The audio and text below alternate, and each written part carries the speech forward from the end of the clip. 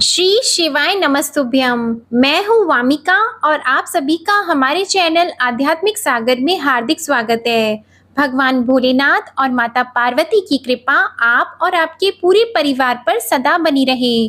आज आप सुनेंगे शिव महापुराण की ये कथा, जिसमें भगवान शिव जी का पशुपति नाम कैसे पड़ा उसका वर्णन है। व्यास जी ने कहा, शैव प्रवर सनत कुमार जी, आपकी बुद्धि बड़ी उत्तम है, आप सर्वज्ञ हैं। तात, आपने परमेश्वर शिव की जो कथा सुनाई है वह अत्यंत अद्भुत है। अब बुद्धिमान विश्वकर्मा ने शिव जी के लिए जिस देवमय एवं परमोत्कृष्ट दिव्य रथ का निर्माण किया था उसका आप वर्णन कीजिए। सूत जी कहते हैं, हे मुनि, व्यास जी की यह बात सुनकर मुनीश्वर सनत कुमार शिव जी के चरण कमलों का स्मरण करके बोले। सनत कुमार जी ने कहा, महाबुद्धिमान मुनिवर व्यास जी, मैं शिव जी के पाद पद्यों का स्मरण करके अपनी बुद्धि के अनुसार रथ की निर्माण कथा का वर्णन करता हूँ। सुनो। तदंतर विश्वकर्मा ने रुद्रदेव के लिए बड़े यत्न से आदर पूर्वक सर्वलोकमय दिव्य रथ की रचना की। वह सर्वसम्मत तथा सर्वभूतमय रथ सुवर्ण का बना हुआ था। उसके दाहिने चक्र में सूर्य और वाम चक्र में चंद्रमा विराजमान थे। दाहिने चक्र में 12 अरे लगे हुए थे, जिनमें 12 सूर्य प्रतिष्ठित थे, और बायां पहिया 16 अरों से युक्त था, जिनमें चंद्रमा की 16 कलाएं विराजमान थी। उत्तम व्रत का पालन करने वाले विप्रेंद्र, अश्विनी आदि सभी 2700 नक्षत्र भी उस वाम चक्र की ही शोभा बढ़ा रहे थे। विप्रश्रेष्ठ 6 ऋतुएं उन दोनों पहियों की नेमी बनी। अंतरिक्ष रथ का अग्रभाग हुआ और मंदराचल ने रथ की बैठक का स्थान ग्रहण किया। उदयाचल और अस्ताचल ये दोनों उस रथ के कुबर हुए। महामेरु अधिष्ठान हुआ और शाखा पर्वत उसके आश्रय स्थान हुए। संवत्सर उस रथ का वेग, उत्तरायण और दक्षिणायन दोनों लोह धारक, मुहूर्त बंधुर कलाएं उसकी कीलें हुई। काष्ठाएं उसका नासिका रूप अग्रभाग, क्षण अक्ष दंड, निमेष अनुकर्ष और लव ईशा दंड हुए। द्युलोक इस रथ का वरूथ तथा स्वर्ग और मोक्ष ध्वजाएं हुई। ऐरावत की पत्नी और कामधेनु जुए के अंतिम छोर पर स्थित हुए। अव्यक्त प्रकृति उसका ईशा दंड, बुद्धि नडवल अहंकार कोना और पंच महाभूत उसका बल थे। मुनि श्रेष्ठ, इंद्रियां उसे चारों ओर से विभूषित कर रही थी और श्रद्धा उस रथ की चाल थी। उस समय वेदों के 6 अंगों की उसके भूषण और पुराण, न्याय, मीमांसा तथा धर्मशास्त्र उपभूषण हुए।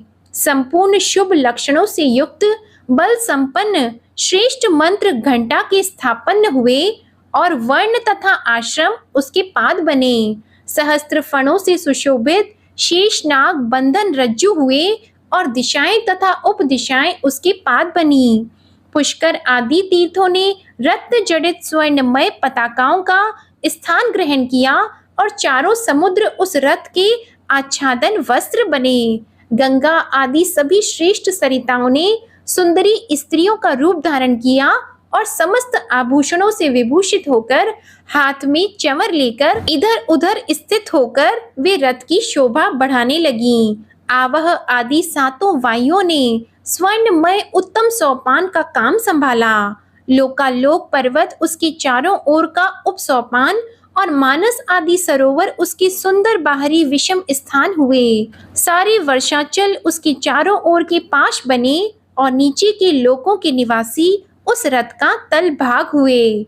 देवाधिदेव भगवान ब्रह्मा लगाम पकड़ने वाले सारथी हुए और ब्रह्मा देवत ओमकार उन ब्रह्मदेव का चाबुक हुआ।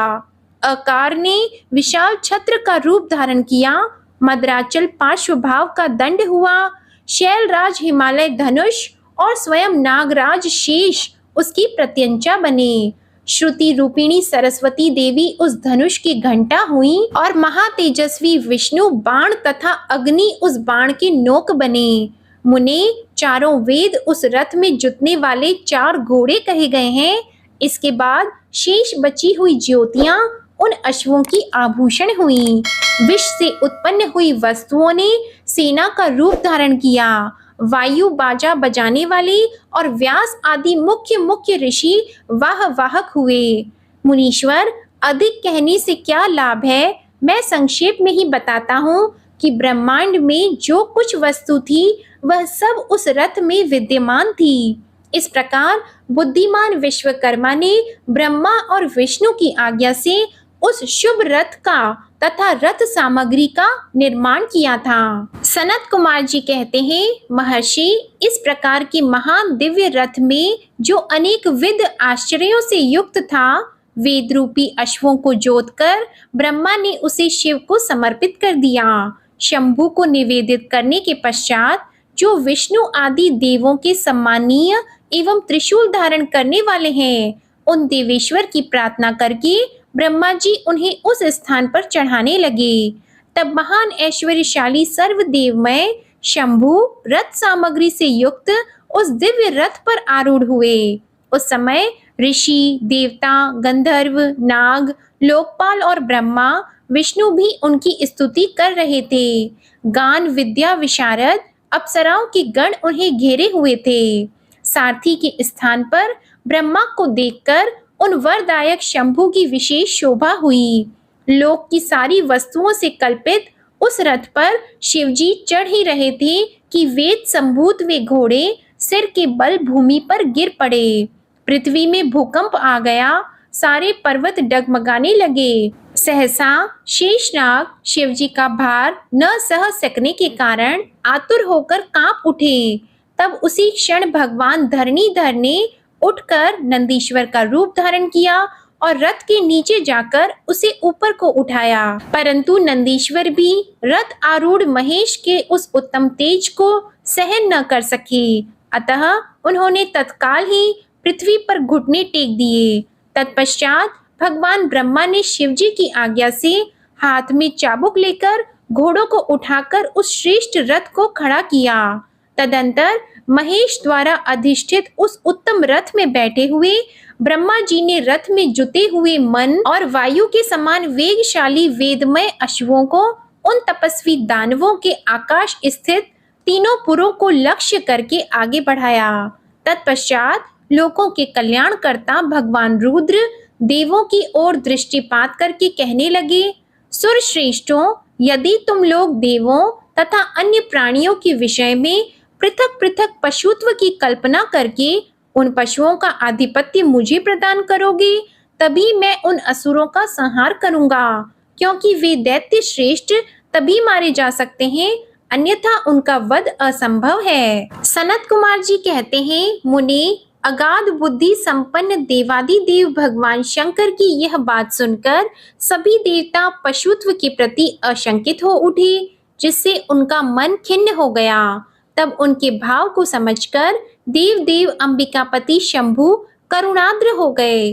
फिर वे हंसकर उन देवताओं से इस प्रकार बोले। शंभु ने कहा, देव श्रेष्ठों, पशु भाव प्राप्त होने पर भी तुम लोगों का पतन नहीं होगा।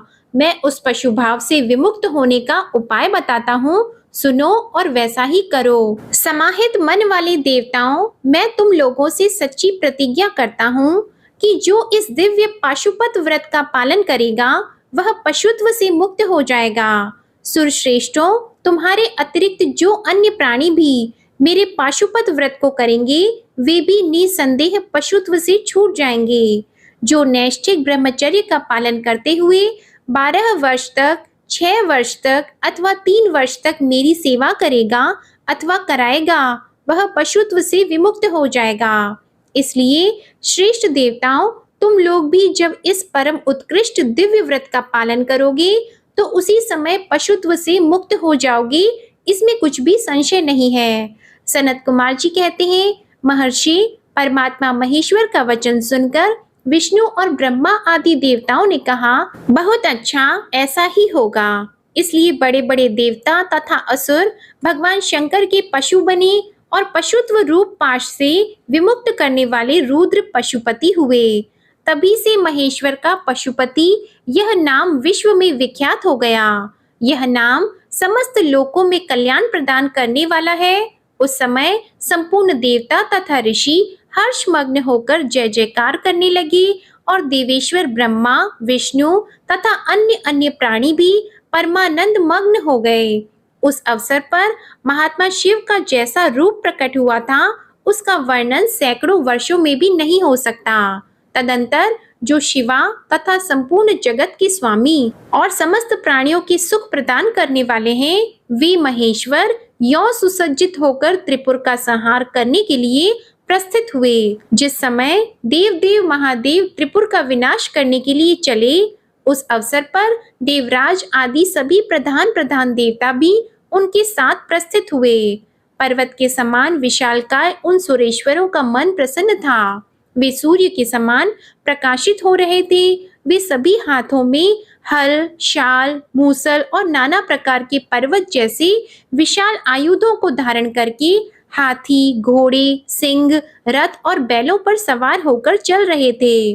उस समय जिनके शरीर परम प्रकाशमान थे और मन महान उत्साह से संपन्न था तथा जो नाना प्रकार के अस्त्र शस्त्रों से सुसज्जित थे, वे इंद्र, ब्रह्मा और विष्णु आदि देव शंभु की जय जयकार बोलते हुए महेश्वर के आगे आगे चले।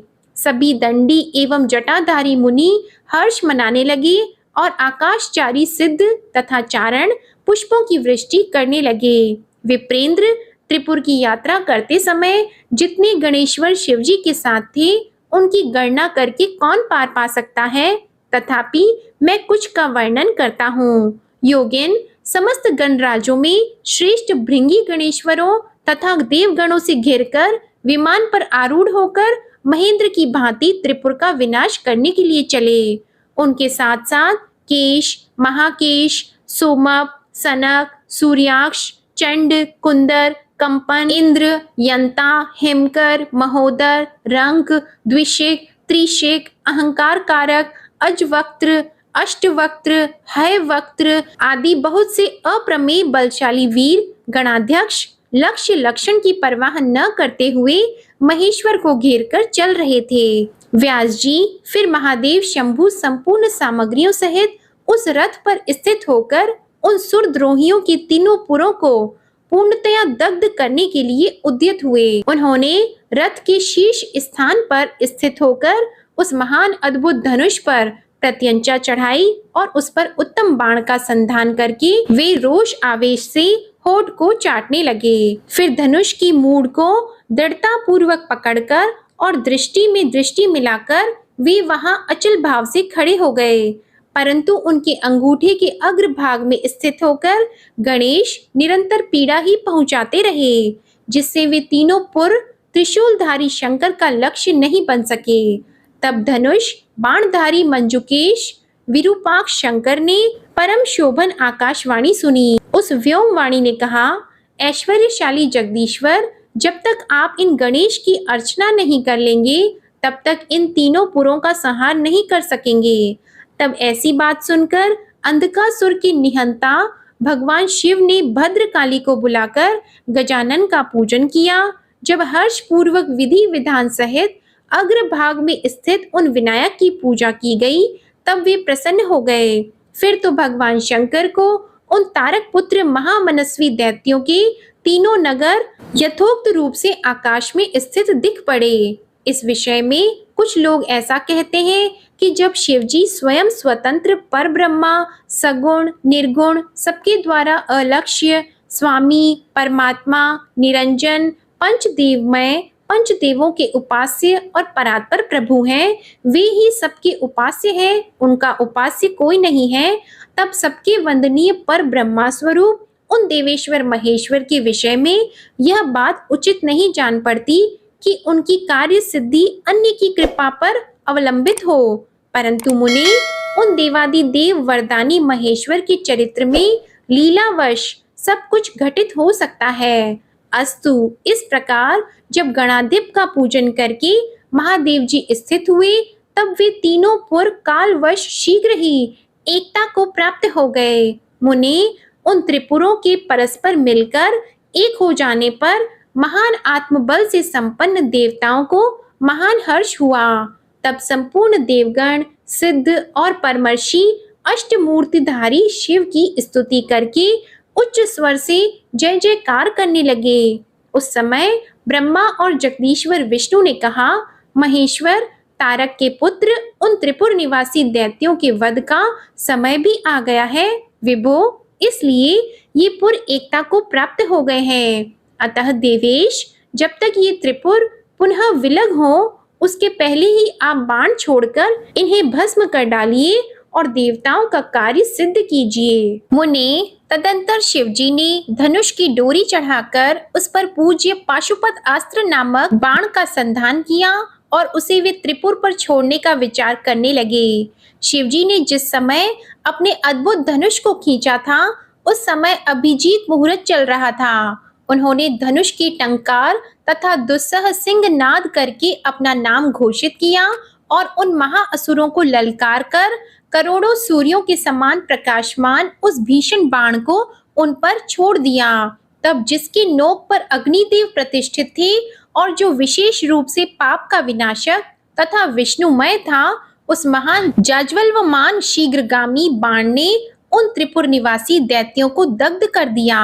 तत्पश्चात वे तीनों पुर भी भस्म हो गए और एक साथ ही चारों समुद्र रूपी मेखला वाली भूमि पर गिर पड़े। उस समय शिवजी की पूजा का अतिक्रमण कर देने के कारण सैकड़ों दैत्य उस बाण स्थित अग्नि से जलकर हाहाकार मचा रहे थे। जब भाइयों सहित तारकाक्ष जलने लगा, तब उसने अपने स्वामी भक्त वत्सल भगवान शंकर का स्मरण किया और मन ही मन महादेव को देखकर परम भक्ति पूर्वक नाना प्रकार से विलाप करता हुआ वह उनसे कहने लगा। तारकाक्ष बोला, भव, आप हम पर प्रसन्न हैं, यह हमें ज्ञात हो गया है। इस सत्य के प्रभाव से आप फिर कब भाइयों सहित हमको दग्ध करेंगे?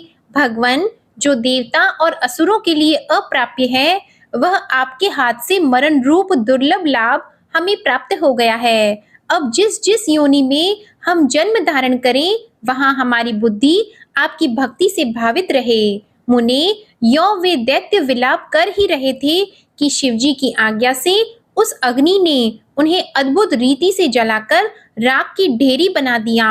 व्यास जी और भी जो बालक और वृद्ध दानव थे, वे शिव आज्ञा अनुसार उस अग्नि द्वारा शीघ्र ही जलकर भस्म हो गए।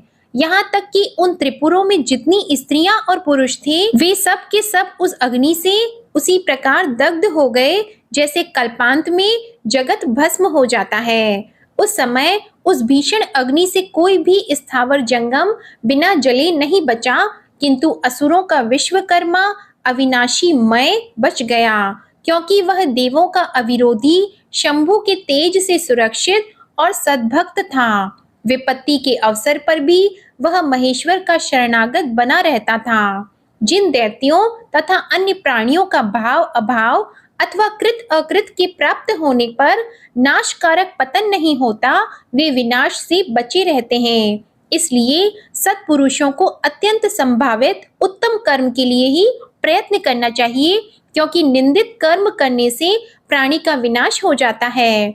अतः गर्हित कर्म का आचरण भूल कर भी न करें। उस समय भी जो दैत्य बंधु बांधवों सहित शिवजी की पूजा में तत्पर थे, वे सबके सब शिव पूजा के प्रभाव से दूसरे जन्म में गणों के अधिपति हो गए। व्यास जी ने पूछा, महाबुद्धिमान सनत कुमार जी, आप तो ब्रह्मा के पुत्र और शिव भक्तों में सर्वश्रेष्ठ हैं, अतः आप धन्य हैं। अब यह बताइए कि त्रिपुर के दग्ध हो जाने पर संपूर्ण देवताओं ने क्या किया, मैं कहाँ गया और उन त्रिपुराध्यक्षों की क्या गति हुई? यदि यह वृतांत शंभु की कथा से संबंध रखने वाला हो, तो वह सब विस्तार पूर्वक मुझसे वर्णन कीजिए।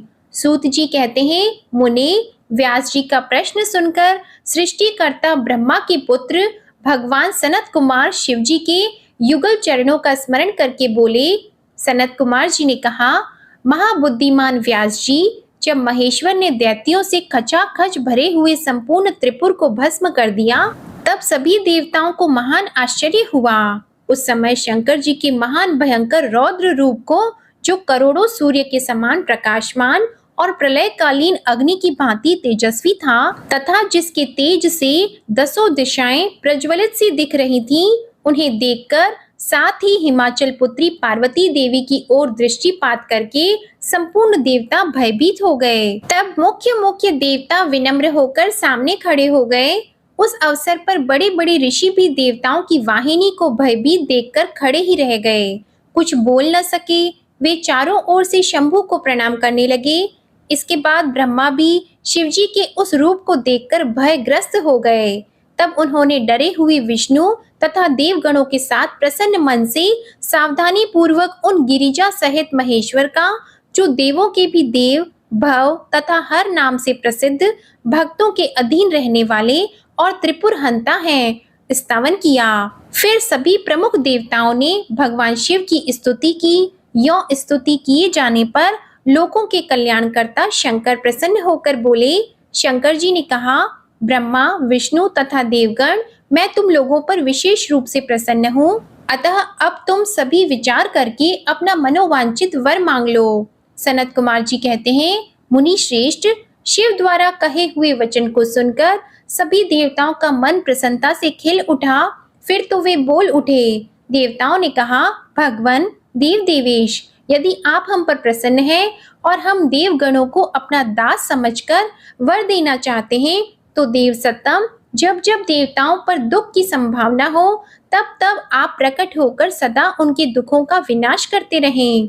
सनत कुमार जी कहते हैं, महर्षि, जब ब्रह्मा, विष्णु और देवताओं ने भगवान रुद्र से ऐसी प्रार्थना की, तब वे शांत तथा प्रसन्न होकर एक साथ ही सबसे बोले, अच्छा, सदा ऐसा ही होगा। ऐसा कहकर शंकर जी ने, जो सदा देवों का दुख हरण करने वाले हैं, प्रसन्नता पूर्वक देवों को जो कुछ अभीष्ट था वह सारा का सारा उन्हें प्रदान कर दिया। इसी समय मैं दानव, जो शिवजी की कृपा के बल से जलने से बच गया था, शंभु को प्रसन्न देखकर हर्षित मन से वहां आया। उसने विनीत भाव से हाथ जोड़कर प्रेम पूर्वक हर तथा अन्य अन्य देवों को भी प्रणाम किया। फिर वह शिवजी के चरणों में लौट गया। तत्पश्चात दानव श्रेष्ठ मय ने उठकर शिवजी की ओर देखा। उस समय प्रेम के कारण उसका गला भर आया और वह भक्ति पूर्ण चित्त से उनकी स्तुति करने लगा। द्विज श्रेष्ठ, मय द्वारा किए गए स्तवन को सुनकर परमेश्वर शिव प्रसन्न हो गए और आदर पूर्वक उससे बोले। शिवजी ने कहा, दानव श्रेष्ठ मय, मैं तुझ पर प्रसन्न हूँ, अतः तू वर मांग ले। इस समय जो कुछ भी तेरे मन की अभिलाषा होगी उसे मैं अवश्य पूर्ण करूंगा। सनत कुमार जी कहते हैं, मुनि, शंभु के इस मंगलमय वचन को सुनकर दानव श्रेष्ठ मय ने अंजलि बांधकर विनम्र होकर उन प्रभु के चरणों में नमस्कार करके कहा। मैं बोला, देवादिदेव महादेव, यदि आप मुझ पर प्रसन्न हैं और मुझे वर पाने का अधिकारी समझते हैं, तो अपनी शाश्वती भक्ति प्रदान कीजिए। परमेश्वर, मैं सदा अपने भक्तों से मित्रता रखूं, दीनों पर सदा मेरा दया भाव बना रहे और अन्य अन्य दुष्ट प्राणियों की मैं उपेक्षा करता हूँ। महेश्वर, कभी भी मुझ में आसुर भाव का उदय न हो। नाथ, निरंतर आपके शुभ भजन में तल्लीन रहकर निर्भय बना रहूं। सनत कुमार जी कहते हैं, व्यास जी, शंकर तो सबके स्वामी तथा भक्त वत्सल हैं। मैंने जब इस प्रकार उन महेश्वर की प्रार्थना की, तब वे प्रसन्न होकर मैं से बोले। महेश्वर ने कहा, दानव सत्तम, तू मेरा भक्त है, तुझ में कोई भी विकार नहीं है, अतः तू धन्य है। अब मैं तेरा जो कुछ भी अभीष्ट वर है वह सारा का सारा तुझे प्रदान करता हूँ। अब तू मेरी आज्ञा से अपने परिवार सहित वितल लोक को चला जा, वह स्वर्ग से भी रमणीय है। तू वहां प्रसन्न चित्त से मेरा भजन करते हुए निर्भय होकर निवास कर। मेरी आज्ञा से कभी भी तुझमें आसुर भाव का प्राकट्य नहीं होगा।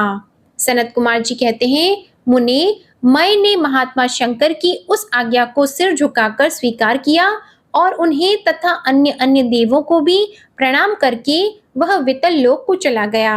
तदंतर महादेव जी देवताओं के उस महान कार्य को पूर्ण करके देवी पार्वती अपने पुत्र और संपूर्ण गणों सहित अंतर ध्यान हो गए। ओम नमः शिवाय। आज की कथा समाप्त होती है।